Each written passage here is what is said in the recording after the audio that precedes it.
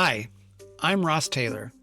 Welcome to Sacred Sundays, a space to slow down, tune in, and return to what's sacred within and around you. Some weeks you'll hear a sound-based offering to open the space. Other times we'll simply begin in conversation. However it unfolds, this is an invitation into presence, connection, and the beauty of the unseen. So pour a cup of tea, settle in, and let's begin. Today I'm happy to welcome Matthew Ashdown to Sacred Sundays. Matthew is a guide, teacher, and catalyst for deep transformation.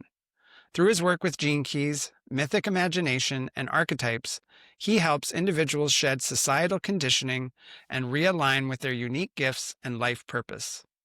With one-on-one sessions, group courses, and immersive retreats, Matthew supports people in moving from force and scarcity into flow, abundance, and embodied joy. As he says, when you understand your true nature, everything, work, relationships, service, becomes more graceful, resonant, and alive. In addition to his own business, he works with the Gene Keys organization as the Community Engagement Manager. Welcome, Matthew. Hi, Ross. Thank you for having me. Very much looking forward to our conversation together today. As am I. We've only had the opportunity to talk in passing, and we both have this crossover with human design and gene keys and a passion for both. And we're quite aligned in, I think, the work that we do. I'm sure that we show up quite differently in that work, but I'm just so excited to have a longer conversation that isn't have the pressure of time and having to be doing things where we were, if that makes sense. Passing in the night. Exactly. So Matthew is going to begin by sharing an attunement with us. Over to you, Matthew. Thank you, Ross. So yeah, as Ross mentioned there, a lot of my work is with this foundational piece of work called the Gene Keys, which is a contemplative path. As Ross mentioned, he works with human design. Gene Keys has its roots in the I Ching in the same way that human design does, and has some human design within it too.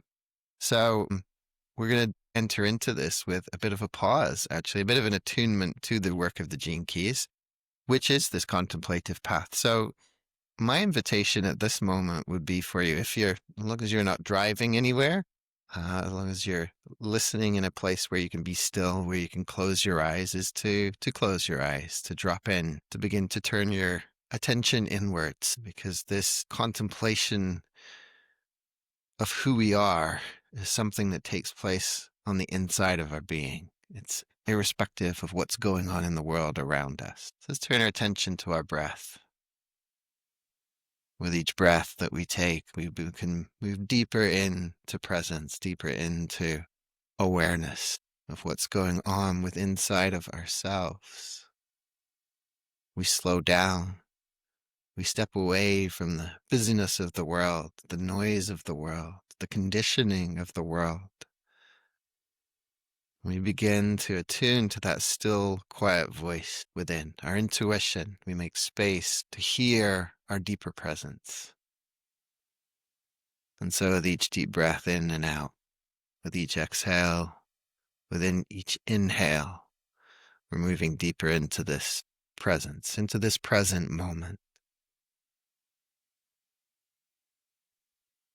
And as we work with the Gene Keys, we might come across these numbers and these keys. At first, it can seem like there's a complexity to it, and there is a complexity. But here we begin with the simple, that it can be very simple to contemplate.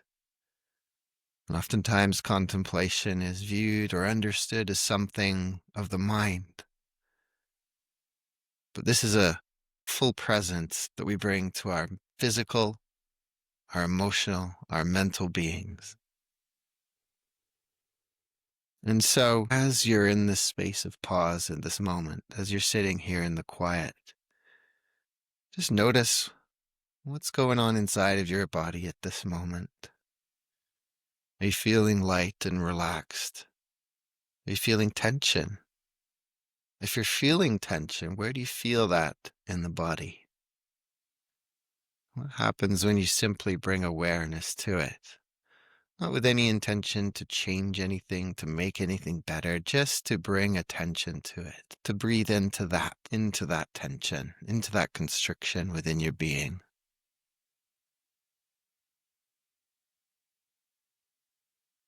Notice how your feet are planted on the floor.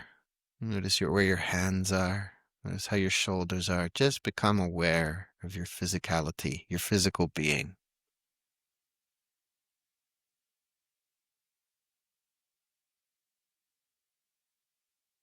The physical body sometimes talks to us the loudest, but sometimes we have to allow ourselves the pause. We have to allow ourselves to slow down, to listen to what's going on. And now as we listen, as we feel into our body, maybe you've had experiences in this day that have caused a heightened emotion of some kind. Perhaps you've been feeling overwhelmed. Perhaps you've been feeling sadness. Perhaps you've been feeling joy. In these moments of pause, we can just bring our attention mindfully to those states, those feelings, those experiences. Again, we might notice where they reside within our body. If we're feeling anxious, if we're feeling fearful, where does that show up in the body? If you're feeling lightness and joy and gratitude, how do you experience that? How do you feel that?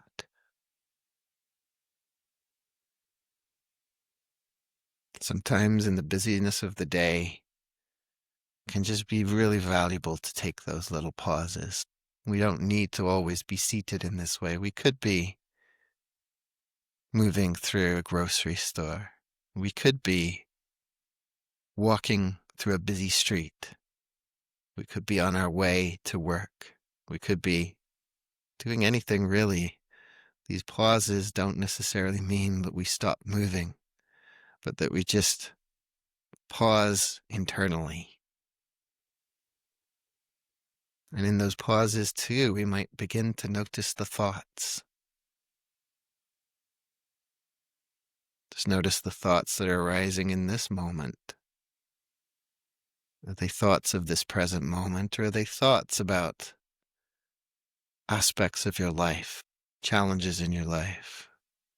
Or are you making space for thoughts that allow you to break free of some of the conditioning of the world? As you tune in, as you listen, perhaps you get to hear that ever-present voice of your intuition. And so just be for a few moments here in silence. And if thoughts arise, we just simply thank them. If they're disruptive thoughts or they feel like distractions, we simply thank them.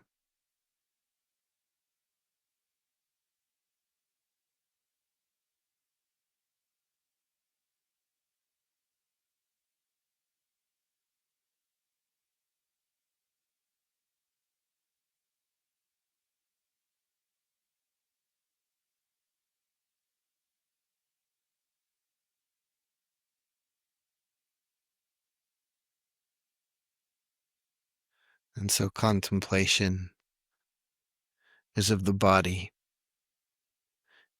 is of the emotions, is of the mind. As we contemplate in the moments of challenge in our life, in the moments of quiet in our life, we might receive those insights on the mental plane. And as those mental insights begin to move through us, they open up to the potential for breakthroughs, emotional breakthroughs in our lives. And some, as they're allowed to, as we allow them to within our being, become these fully embodied epiphanies. And so this work with the gene keys is something that opens us up to the potential for insight, breakthroughs and epiphanies on the mental, the emotional, the physical levels of our being. And so with openness and curiosity today, perhaps you have your own question that you want to bring to our space today. Perhaps it might be answered through words that are spoken by myself or Ross, or perhaps the answer will arise in your own being just by simply tuning into the field.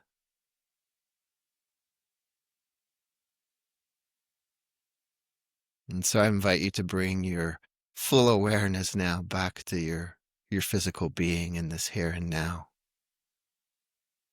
With your feet firmly planted on the floor, beginning to wiggle your fingers, your toes, and just opening up becoming curious as to what this time together might bring for you. As Russ and I show up here now in conversation to serve you and to serve this body of work known as the Gene Keys. And whenever you're ready, Russ included, you can open your eyes and we can begin to converse. Thanks, Matthew, for that attunement. It was, for me, I actually have a lot of joy in this moment. I feel really reminded of the art of contemplation, which is the little book that you can read as you enter the Gene Keys work. And I'm just really grateful for that waking up in me again, even though it's something that I do quite often. Yeah, you're welcome. Yeah, the art of contemplation is, a lot of people, when they hear about the Gene Keys, they hear of these numbers and it can feel like a complexity to it. Richard Rudd's the creator of the Gene Keys, and one of his little books is, as you mentioned, his smallest book in many ways. I think it is his smallest book, is The Art of Contemplation. But it's just the fundamental ground of this whole body of work. So even if the numbers go over our heads, the art of contemplation is something any one of us can practice in any moment. So I love hearing that it's causing some joy to bubble forth for you.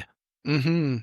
And it actually leads into my first question, which is, I think in society, we're looking for answers and we tend to be oriented to the outside of ourselves. And the contemplative path is, as what you mentioned at the beginning, is very different than that. It's not reactive at all. And so perhaps you could say a little bit more about the contemplative path, because I actually believe it's one of the unique things about the Gene Keys. Gene Keys is not a quick solution to anything. Mm-hmm. Very much different than that. And that is what also makes it so special, I believe. Yeah, absolutely. If you're coming to the Gene Keys body of work for the quick fix, then it might disappoint you there. It is something that is, something that we steep with for some time, and it's something that continuously unravels, and that is part of the joy of the experience. And I will say that when somebody comes to Gene Keys, you go to the website, you can generate your own free profile, which is your unique blueprint of Gene Keys based upon the day and the time and the place that you were born. And it can look like, oh man, we're entering into this and there's so much certainty in what's being shared. And it could so easily be the trap for us to look at that as being our authority in that sense, as telling us who we are and what we're about and what we're here to do in life. And some people have used it in that way. I'm sure I used it that way in the beginning too. I'm sure I came to it with a sense of, I need some certainty here. Let me see. This looks like it's got a system that can offer me that. And then when we enter into it, we recognize that it is something that we have to allow for it to birth in its own way in its own time through us. And for me, it's kind of, after all these years of working with it, it's still a gift that keeps on giving. I kind of work less and less with my profile, a lot less than I used to in that way.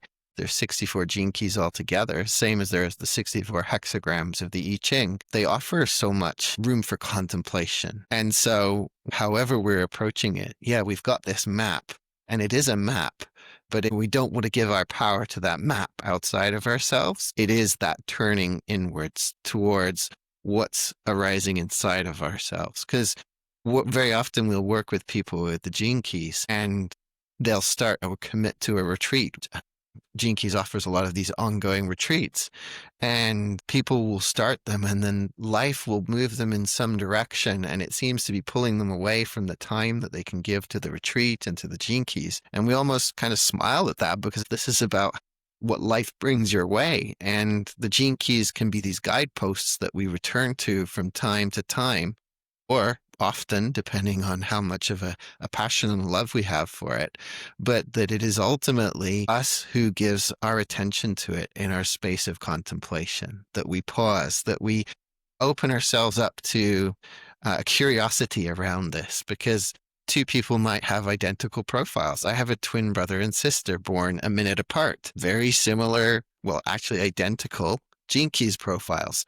Absolutely not identical people, but they can recognize this. They can see themselves in these archetypes, that each of these journeys or these Gene Keys are archetypal journeys that offer these guideposts for us. And so two people might have the same gene key in the same place in their gene keys profile, and yet come to experience it in a very different way. Because it is ultimately, okay, this is occurring for me in life at this time. There's a particular incident that's taking place. And what is that for me in this moment, in this here and now? And I think one of the greatest gifts for me that came out of the gene keys came to me in a time in my life when I was contemplating the nature of shadow a lot. And yet it felt like it was something I could only just wallow in and stay stuck in. And one of the reframes that came from this body of work that was so supportive and that resonated for me was this notion that every shadow contains a gift. And so I could contemplate that, and I could contemplate these shadows, these parts of myself that I had run from or hidden or hadn't even been aware of inside of myself, and be able to bring attention to them, trusting and knowing that somewhere throughout this body of work of the gene keys that I could make some connections and I could contemplate and find my way through. So the gene keys would offer some guidance around it, but the ultimate truth came from within. My ultimate understanding, my ultimate awareness came from taking this into the pauses, taking this into those moments when I was experiencing constriction and challenges and pain, and to be able to bring full presence and awareness. And this is what we've cultivated is a contemplative community. This isn't a community where we offer therapeutic advice or anything like that to people. This is a community where we create space for contemplation. So yeah, it's been a big part of this. It's the foundation to all of this work with the gene keys. And if we enter from that space, remembering that it's not about accumulating knowledge, because you could find lots of books written by Richard Rudd about the gene keys, and there's lots of potential knowledge that you could accrue and learn, but something he'll say again and again, and something that is drawn out of us from going into deep contemplation, is that it's a wisdom transmission. This is about connecting into the innate wisdom within inside of our own being as we really attune to our own inner authority. I love that. And at the beginning, before we actually pressed record, I was sharing with you that I was having my own little journey with a particular gene key, and that it kind of culminated in some awareness this morning. And it really speaks to what you're saying. So I think I will share it. And I think I was first introduced to the gene keys when I was working at a treatment center back in 2020. And one of the clients was deeply immersed in the gene keys and asked me for my birth date, and actually shared with me the 4 keys for my activation sequence. I didn't know that at the time. And I remember thinking, oh, wow, this is super cool. It's lots of great information. And at the same time, it was like too much for me in that moment. And so later on, I got into human design. And then, of course, gene keys tends to show up because there's so many similarities between the two. And so I guess I bounce back and forth through the two. So what I really wanted to share was that for me, my gene key of purpose, which is part of the activation sequence and then also part of the, oh my gosh, the Venus? The Venus sequence. Thank you.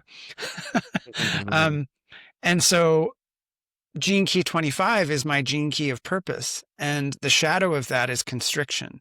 And I've literally been like bouncing in and out, trying to, well, not trying, but working with layer after layer after layer of that constriction. And this morning, I feel like I got to the core element of that shadow that has been holding me back, and also getting ready to birth the gift, as you mentioned.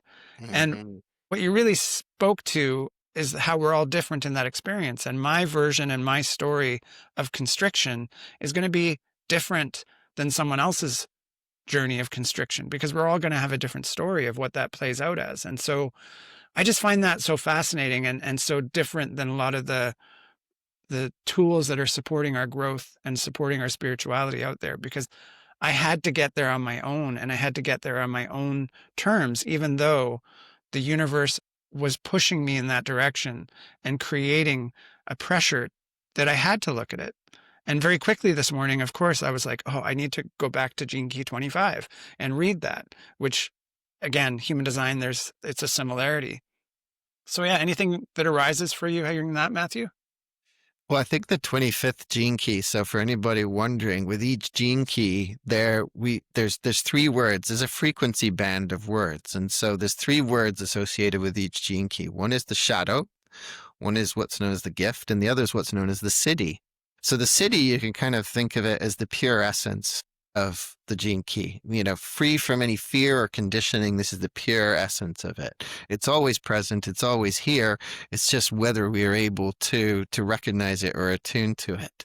The gift in many ways is the Siddhi in action in the world. Right. So it's our gift to the world. It's like we come to this, we want to know what our gifts are. And a lot of the world we can get trapped in, oh, these are my gifts. And then we're proud of our gifts and we carry that pride out. But the Gene Keys is saying, hey, no, we find our gifts so we can give them away. Mm-hmm. And the shadow is the root of that. The shadow it's a part of ourselves that we've not understood from a mental level. It's a part of ourselves that might have been not understood by the world. It's a part of ourselves that might even be condemned by us or the world. And it's a part of ourselves that when we enter into it and when we allow ourselves to fully embrace it, it just opens us up to the gift. So we release the gift through fully embracing the shadow. And the 25th gene key is a beautiful example. So 25th gene key, it's kind of fundamental for anybody entering into this work, really, because it speaks to this core wound that each of us has that is wound up, that we feel this constriction and this tightness. Even as we were doing the breathing exercise at the beginning, somebody might have felt tightness or a constriction in the body somewhere. And that is what we're bringing this presence and awareness to, because there's so many possibilities for what's underneath that. Like you said, so 3 people might have the purpose of the 25th gene key, and yet it could mean something different to them. And the reason why I like this 25th gene key, the shadow is constriction, the gift is acceptance, and the Siddhi is universal love. And acceptance is really that universal elixir for all of the keys, whatever keys you have in your profile. We have this little mantra in the gene keys: allow, accept, embrace. So allow means I might look at a shadow in a gene key. I might look at constriction. I might look at intolerance. My mind might say, I don't think that's me, right? But that's coming from the intellect. And we invite this curiosity.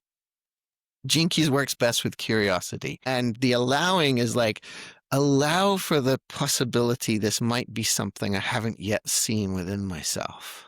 Right? It might be, and it's allow myself to feel it. So rather than run away from the constriction of the 25th, it's like, no, I'm actually going to presence it. I'm going to bring my attention to it. Not from a place of needing to resolve it or fix it or change it, but what about approaching it from a place of acceptance? So any of our shadows, we allow ourselves to notice it, to experience it, to go there. And the acceptance, first, I might see my shadow of reaction or intolerance, and then I might be like, I don't like that too much. So I'm not there in the acceptance. But as I learn to accept, as I come to accept, then that's what begins to transmute that shadow to release the gift. Right? So as we transmute the constriction, we begin to feel the gift of acceptance. And if you're somebody with the 25th gene key in your profile, chances are what happens is you get lots of opportunities in life to practice acceptance. So it's being able to bring that to any shadow. Another gene key is, I'm just going to choose a random, well, actually, Ross, choose a number between 1 and... Let's go with 59.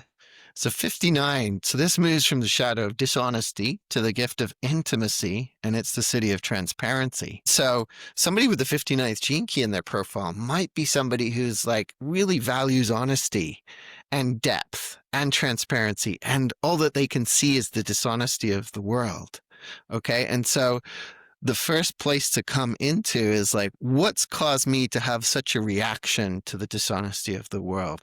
What, if I bring my attention inwards, where have I been dishonest in my own life with myself? That dishonesty doesn't have to be the level of deception and dishonesty we might witness in, say, politics. It could be something like telling everybody I'm fine when I'm not, when I'm actually feeling a lot of pain and grief in my life. So as we open up to that, as we recognize where we might actually have a fear of intimacy in our life, as we allow that and as we allow ourselves the possibility, like it's almost like, oh, I want to see where I'm dishonest so I can actually see what gift is wanting to emerge from here. And so this is something people find with this work, is that they become keen to meet the shadow, not to stay there, not to wallow in them, and not to necessarily go looking for them. It's like, as we practice acceptance, as we become a source of love for people, return non-love with love in our world, then any aspects of our shadow we naturally meet, right? And so this allow, accept, embrace, allow myself to notice where I might be dishonest with myself in my life, even if it's in subtle ways. And that inside of that, I open up to accepting this. And in that acceptance of this, I become more accepting of others, and I become more intimate and allowing of that intimacy with others. And so we can take this, the teachings of the 25th gene key, that is your purpose, can then move on into so many of these different gene keys that we work with. And suddenly it doesn't seem like I'm having to learn all of this knowledge. It's like, oh, can I bring that into this? Because we might hear the word dishonesty too. And the mind might say, well, this dishonesty means this, this, and this. But actually, as we allow dishonesty to fully unravel itself, it becomes about so much more than we would have imagined it to be about. And the intimacy takes on another layer of meaning.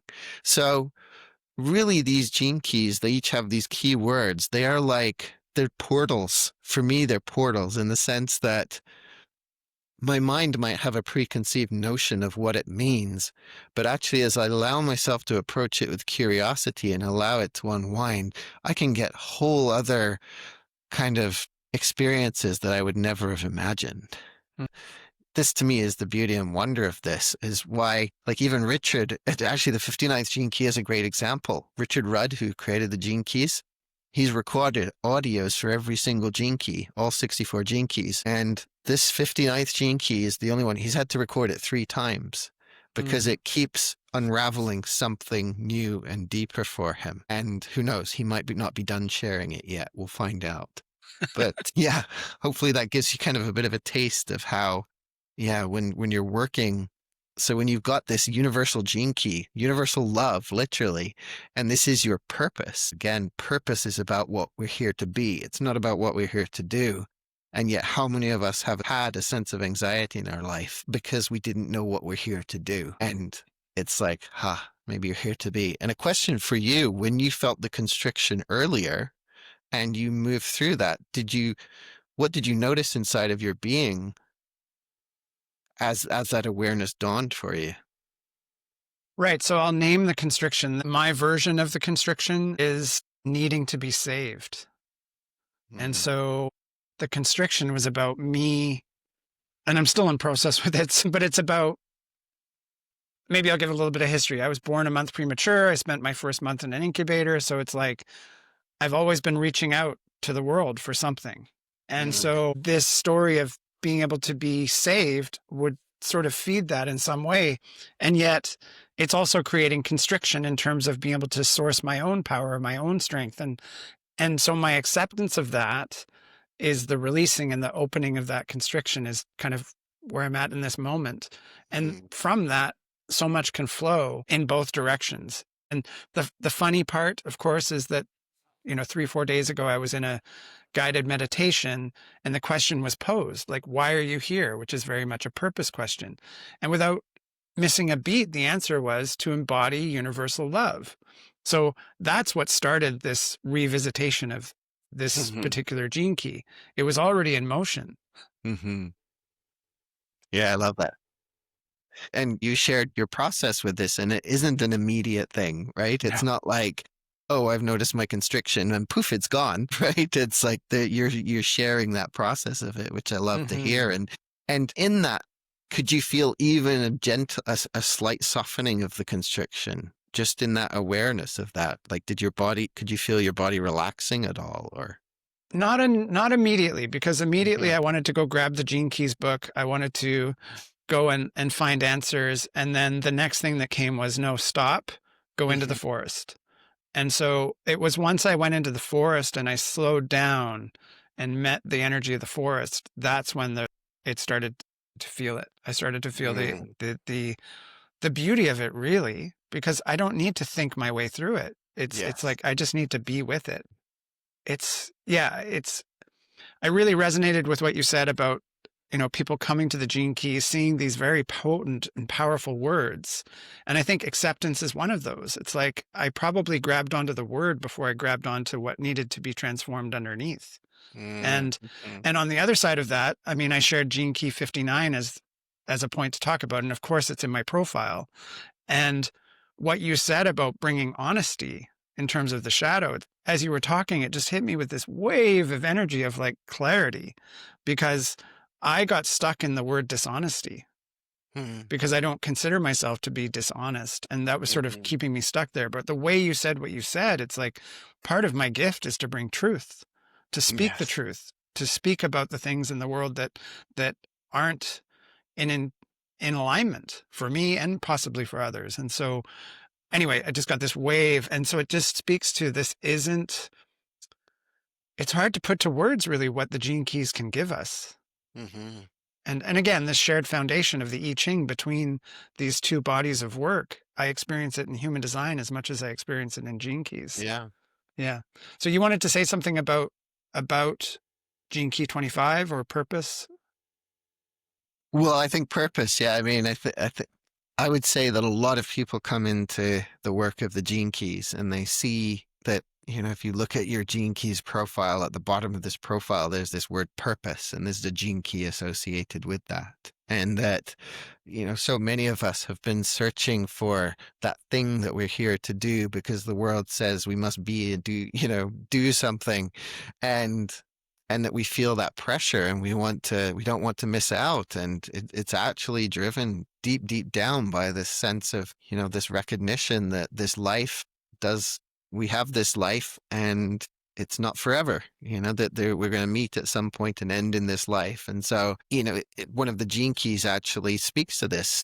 The 28th Gene Key moves from the shadow of purposelessness, and the gift is what is the word totality, and then the Siddhi is immortality. It's interesting, actually. Funny that pops in. I was just looking at John Candy's Gene Keys profile the other day. He has this Gene Key 3 times in his life. Oh, wow. In his profile, 3 times. Okay. And so that sense of purposelessness, again, it's a word that we might look at. Yeah, I can resonate with that feeling of lacking a purpose. But what we find when we explore the 28th Gene Key is that it's asking us to look deeply into our fear of death. Right? We meet this fear of death that is actually driving so much of the Western world, especially. And we go and seek this. We want this sense of purpose. We want to achieve something. And when we return to this body of work, this is about our being, right? This is about there is doing. We do things in our world. And there's other parts of our Gene Keys profile that speak to that. But when we look at the very foundation of it, the purpose sphere, because they all sit within these spheres in our profile, is at the bottom of the chart. It's the root, it's the foundation, and it's about this state of being. So it's not that Ross has to do acceptance. Ross is accepting, right? This is his being. And so can we bring that into all that we do? Can we bring an awareness? For instance, for myself, mine is the 4th Gene Key, which moves from the shadow of intolerance, which is why I mentioned intolerance earlier, the gift of understanding in the Siddhi of forgiveness. And I remember a few years ago, it was about 5 or 6 years ago, and I was on a property I was living on, and I was helping the owner out, and I was mucking out the stables for them. And I was actually kind of enjoying myself because I was connecting with the horses and just really contemplating, wow, even this is part of my purpose, right? In this moment. And the more that we can appreciate that, this is about the art of the subtle for me, the Gene Keys. Sometimes when we think of our purpose, we think of it in terms of a doing. But if we can begin our tuning to the subtle, when we can attune to and recognize this quality of this gift that we bring into the world, and recognize that within our fractal, a lot of times, you mentioned the 15th Gene Key. you're somebody who brings honesty to the world. And so you might meet the shadow of dishonesty in the world, right? Is that sometimes if we carry this gift into the world, we meet the shadow and it appears to be outside of ourselves and in others. And what that does is it strengthens the desire usually of somebody with that 59th gift to be that. And so rather than waiting on the world to become honest, you become that for the world. You become that vulnerable. I mean, we just heard that and just when you were sharing about your experience with constriction, you were not holding back on what you were feeling and experiencing and the pain and the questioning and all that kind of stuff. And so that's a big part of this. So a lot of times people can look at their purpose sphere and you go and talk to most of your friends and they'll probably have different purpose spheres. And so it's like, wow, isn't that cool knowing that this is a part of what you're bringing to the world just by showing up, even if you're not speaking. It's like this is your light. This is the frequency of light that you are sharing with the world just by being there, being who you are. So yeah, the purpose is something that people become drawn to us for. And I'll share people that do get disappointed when we don't tell them what they're here to do. It's like, what do you mean you can't tell? I came to you because you said you could. I was like, well, we've got these guideposts for your purpose. And like you said, Ross, this isn't something that, gives us those immediate answers straight away. But after so many years of working with this, I mean, I've done thousands of profiles in the last 10 years. It's like, wow, when I read their profiles to them and they can resonate with them, it's just, if there's some surface level things that resonate, just imagine what's deeper down that you haven't unpacked yet. And that's so true because 5 years ago, I would have read this. 5 years ago, I read about this particular gene key. And now it's like, I see how my whole life has been synchronistically giving me experiences to deepen my experience of this particular gene key. I can see it now. It makes so much sense. And so now I'm at a place of gratitude for all the constriction and all the struggle and all those things, because now it finally makes sense. Yeah. What a place to get to when we can appreciate it. Wow. Thank you, constriction. Thank you, intolerance, for showing me how much I value understanding, how much I value acceptance, how much I value intimacy. Totally. Absolutely. Yeah. All right. So let's abruptly shift gears a little bit. And I thank you because we could easily keep going down that conversation. And I think you've given a taste, but I want to give you a few minutes, I laugh, to speak about your connection to the mythic and archetypal energies. Like if you had to kind of give a taste of that, what would you want to say about that work that you do? Because I know it's important to you. It is. Yeah. I think mythology came to me in my life in it came to me initially in meditations when I wasn't even really interested in mythology anymore, or at least I thought I wasn't on a conscious level. And this was long before the gene keys came in. And then as I began working with the gene keys, we recognized that each of these 64 gene keys, they're these archetypes. And, mythology is full of different archetypes. There's different characters in different cultures around the world. And some of these archetypes, they cross into different cultures. And although they take on different form, we can recognize them in there. And so in these times that we're in at the moment, we're in a time of deep change. There's lots of crises and there's so much that we could be overwhelmed by. And for me, this is what myth is about, is how we can help meet these times with a mythic imagination. When we can start to recognize that these characters that we meet in life, these people that we meet, be they the trickster or be they the magician or be they the priestess or the empress, these different mythical characters that show up in different forms, they show up in our lives. The magician doesn't necessarily wave a wand with a pointy hat. They might be sitting behind a desk at Google and creating algorithms for future technologies of the world.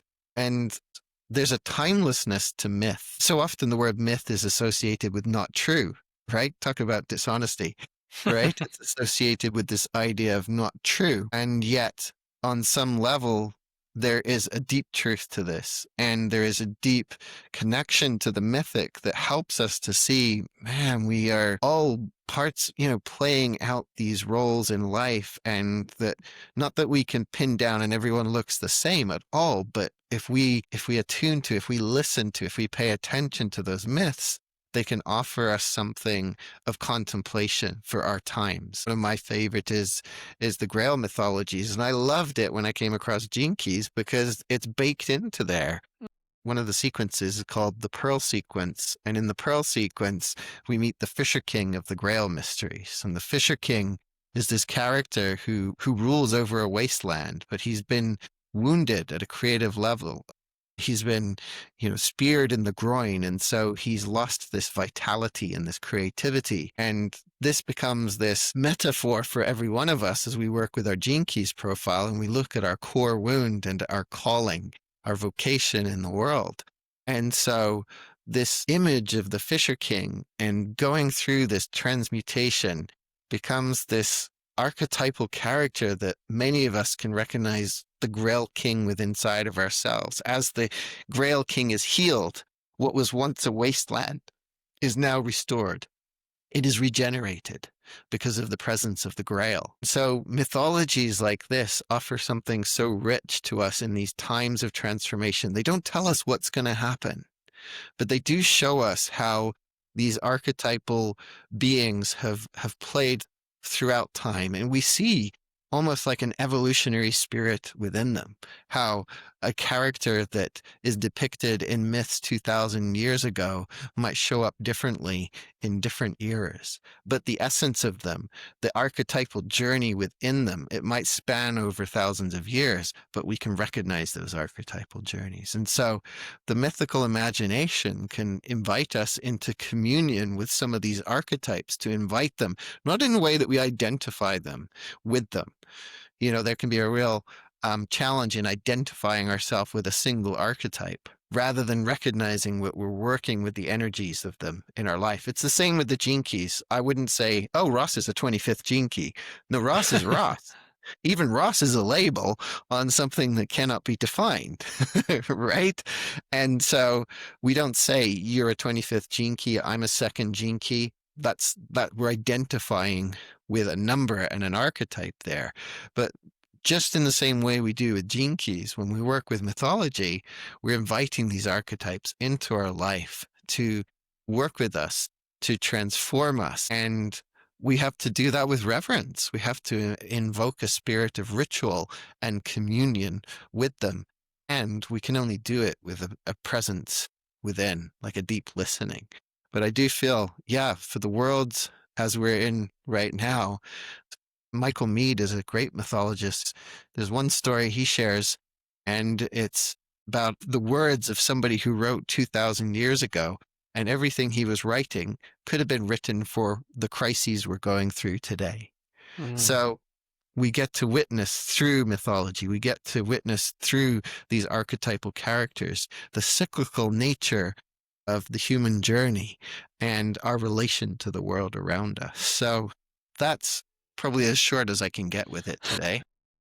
And I love it because for me anyway, it conjured all sorts of images and ideas and thoughts, and I could relate to things. And I think that speaks to what it is that you're sharing. And I love that. One of the things that I was gifted when I worked at the treatment center is this idea of sharing a mythical story and asking clients to find themselves in the story. Where do you see yourself? What hooks you? And it's one of the things I love to do the most. And it was one of the things the clients loved to experience.